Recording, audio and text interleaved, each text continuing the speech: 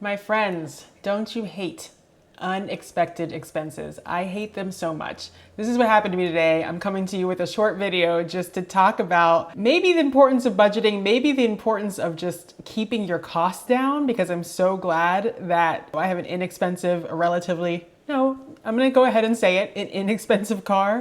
So last month, if you watched any of my other videos or a couple of my other videos, I forget which ones, but they have in there my car, the dangers of buying expensive cars and all that kind of stuff. But I have a 2014 Toyota Camry that I bought with 61,000 miles on it, which was great to me because the other cars I had were my parents' old cars and they had hundreds of thousands of miles, and I could hook up my Bluetooth. Like, I was listening to music finally, a car that was not from last century, and I love my car. It's great. I paid cash for it, drove it off the lot, big pimpin'. It's working great. So I looked at my last year's budget just to see what to expect from my car inspection, my oil change, whatever kind of things went on last year in terms of car maintenance at the time that I have to do my inspection and property tax. And my total cost, auto insurance and all that stuff was gonna be around maybe $2,000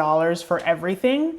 Today, I took my car in, left it in the morning, and I got a call while I was working out, and they told me the things that needed to be fixed. If you're a car person, I guess you're gonna know right away that this is expensive, but I'm just listening to the list and I know it's gonna be expensive because whatever. So last year in total, I paid, I should have calculated this, I think something around, let's say $1,800. So I put $1,800 into my budget for this year as what I could expect to spend this month. He's telling me I'm doing my oil, my tire rotation, the usual things, the inspection added on because my car property tax and everything is due in September. Then he's like, well, we looked and then there's something going on with the coolant. There's some crust on something. Like, these are words. I guess this is how people feel when they go to the doctor and we're just saying things and you're just like, okay, what does this mean? This is how I felt. So it was then, so the coolant was low, but then they found that the water pump was not functioning or breaking or something. And then I needed front and rear brakes. So I was like, oh, okay. And with all the tariff stuff going around, what is this going to be? $1,800. That was conservative. Last year, I think the total cost was actually more like, $1,400, $1,500. So I was like, let me throw an extra couple $100 in there just to be safe. $2,500. And that's just for, all that service, of course, that I needed, but what did I say? Oil change and inspection last year, everything I did at my auto shop was $180. That's a little different than I had planned. $2,500, actually $2,553.55. Of course, there's taxes. I was excited to put on my Apple Card so I could get that 2% cash back, but then they have a 3.5% surcharge on credit cards. I'm not going to do that. So I had to go back with a check, and I won't get those extra points. I was thinking, I can use that in my grocery budget. I can spend that Apple Cash on groceries and that'll bring down my grocery bill for this month and I can mitigate that cost. No. To have that, and then I still have something like $1,300 in insurances and other things that I'm going to have to pay. So my salary isn't low. I have the money, and when I think about what I did last month in terms of my budget, it was like my brain was telling me something is coming. Instead of sending extra money at the end of the month to my high yield savings account, I was like, I don't know what's going to cost to do all these insurances, and I have a feeling I'm going to be paying at least, I was thinking like $600 to $1,000 in some kind of maintenance for my car. So I didn't send an extra $1,000 or so to my high yield savings account, which I'm glad I did. So when I got the news that this bill was as high as it's going to be, I don't know, I might be a little crazy. I went straight to my budget, rearranged things, adding $4,000 to my Camry budget instead of the $1,800 that I had thought that I would be spending. Did some extra things, like took away some things from my groceries.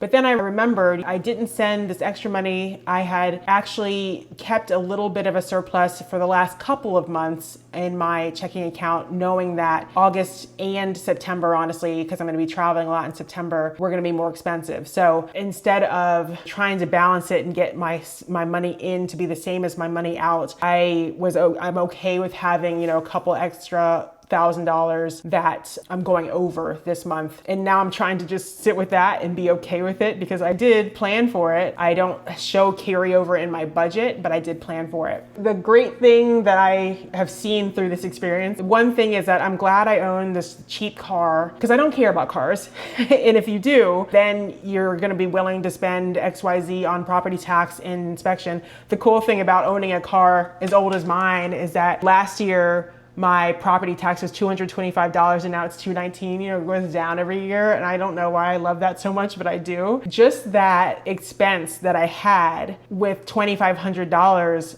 unexpected, all those costs. I think if it weren't a, Toyota Camry from 2014, if it was even a 2014 Range Rover, whatever car, I think all of that would be much more expensive. All the labor, all the parts, the costs would be augmented. Just remember that when you're buying a car, you're not just buying that sticker price, you're buying that gas, you're buying the maintenance, you're buying all the little things that come along with it. And even if you're somebody who makes enough money that you don't have to worry about it necessarily, if you're somebody who cares about money and has goals for that money, unexpected expenditures really, they might make you a little mad. I don't know why, but they make me, I'm just like, I had plans for this money. I had things I wanted to do. Having that actually be something that you'd have to go into debt for, or your emergency fund is not that well developed and you don't have enough to cover it. It's these little decisions, not quite so little. So these decisions along the way, your car, the place you live, can you actually afford the little expenses that come with the things that you own? Another just example of of just the costs that come when you are just buying new things. So in another video, I mentioned that I was buying a walking pad and a standing desk, and I finally did that. I can show you right here. So that's the standing desk, it's in the standing position, and then the walking pad is right there. And it is much better if you wear shoes with it, it turns out. My feet are less tired if you wear shoes. I don't know. I thought I'd go barefoot, it'd be cute for the moment getting on this thing.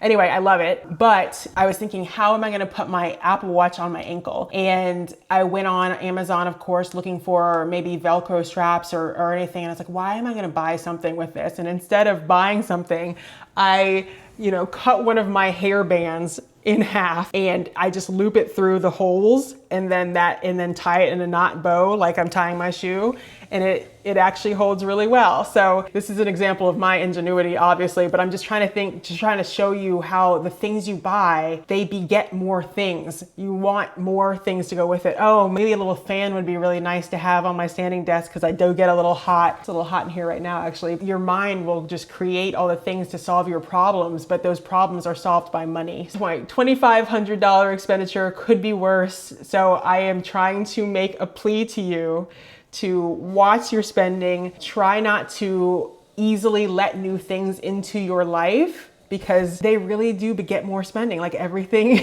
everything you own, you know how they say everything you own ends up owning you. It's more like everything you own makes you want to buy more things. Just a short little video just to let you know that I hate unexpected expenditures. Just keep planning, keep budgeting, keep your eye on your money so that it grows. You guys have a great day.